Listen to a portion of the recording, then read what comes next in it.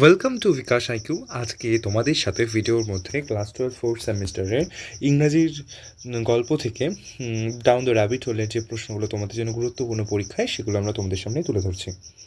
এখানে তোমাদের down the rabbit whole থেকে যে সকল গুরুত্বপূর্ণ এসএ কিউ এবং বড় কোয়েশ্চেন্সগুলো আসতে পারে পরীক্ষায়, খুবই অল্প সেরকমই কিছু প্রশ্ন তোমাদের সামনে তুলে ধরছি। তো তোমরা দেখতে থাকো এবং খুব গুরুত্বপূর্ণ একটি মাত্র বড় প্রশ্ন তোমাদের সামনে দেওয়া হচ্ছে। তোমাদের সাথে এর আগেও সাজেশন শেয়ার করা হয়েছে বহুবার, বহু পিডিএফ ফ্রিতে তোমাদের জন্য সেগুলো অ্যাভেলেবেল রাখা রয়েছে, তোমরা সেগুলো দেখতে পারো। এবং যদি তোমরা পিডিএফ নিতে চাও তোমরা কিন্তু আমাদের সাথে কন্ট্যাক্ট করতেও পারো। ডিসক্রিপশন বক্স কিংবা নোটসের মধ্যে দেখবা নাম্বার শো করছে, এই নাম্বারটায় যদি তোমরা কন্ট্যাক্ট করো দেন তাহলে কিন্তু তোমরা পিডিএফটা পেয়ে যাবে। তো তোমাদের এখানে অ্যালিসেস অ্যাডভেঞ্চার ইন ওয়ান্ডারল্যান্ড, এখান থেকে যে এই স্টোরি থেকে যে সকল এসে কিউ বা 2 মার্কসের যে প্রশ্নগুলো গুরুত্বপূর্ণ সেগুলো দেখো।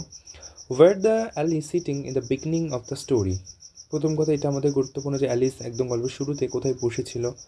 তোমরা নিশ্চয়ই পড়েছো যে সে নদীর পাড়ে বসেছিল, তার দিদির পাশে দিদি একটি বই পড়ছিল এবং সেই বইয়ের মধ্যে কোনো ধরনের ছবি ছিল না, কনভারসেশন ছিল না, তাই জন্য সে খুব বোর ফিল করছিল, হ্যাঁ, তার ঘুম ঘুম লাগছিল। তো এটা খুব গুরুত্বপূর্ণ প্রশ্ন এখান থেকে দেখবে।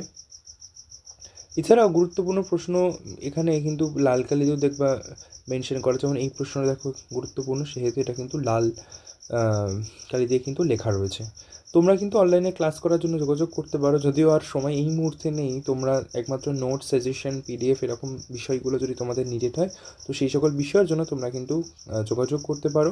এবং যে কোনো সাবজেক্টের যে কোনো পিডিএফ, সেটা নোটস বলো, উত্তর সহ বলো, সেটা তোমরা কিন্তু পেয়ে যাবে। বেঙ্গলি, ইংলিশ, ফিলোসফি, এডুকেশন, সংস্কৃত, আরবি, হিস্ট্রি, পলিটিক্যাল সায়েন্স, যে কোনো বিষয়ে কিন্তু তোমরা এখানে নোট, সাজেশন, পিডিএফ সকল কিছু পেয়ে যাবে। এবং কোনো প্রবলেম থাকলে সেটা কিন্তু তোমরা বলতে পারো। প্রত্যেকটা সাবজেক্টের জন্য আলাদা আলাদা স্পেসিফিক টিচার্স রয়েছেন, তারা কিন্তু তোমাদেরকে গাইড করবে। এবং এখানে যে নাম্বারটা শো হচ্ছে সেই নাম্বারে কন্ট্যাক্ট করলে তোমরা কিন্তু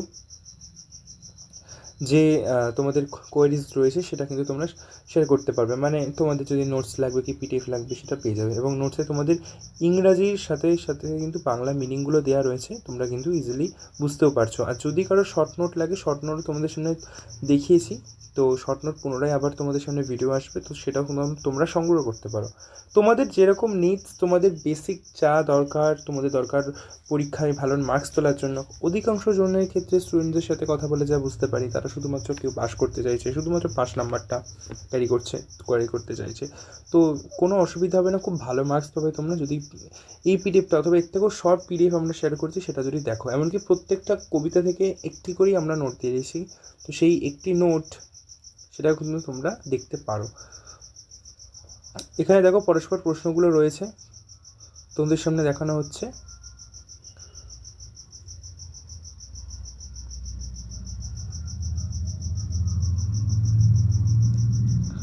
Why did Alice feel sad after shrinking?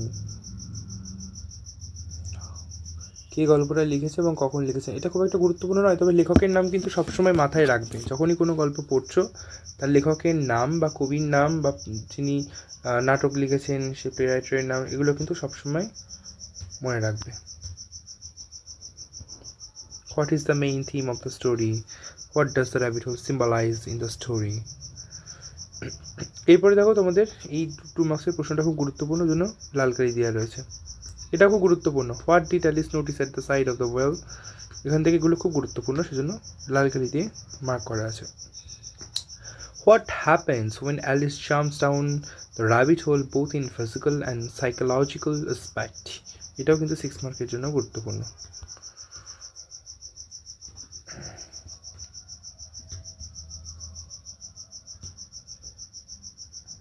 দেখেছো তোমরা নিশ্চয়ই। বড় প্রশ্নে তোমাদের কিন্তু আনসারের সাথে সাথে আমরা বাংলা মানেগুলো দিয়ে রেখেছি।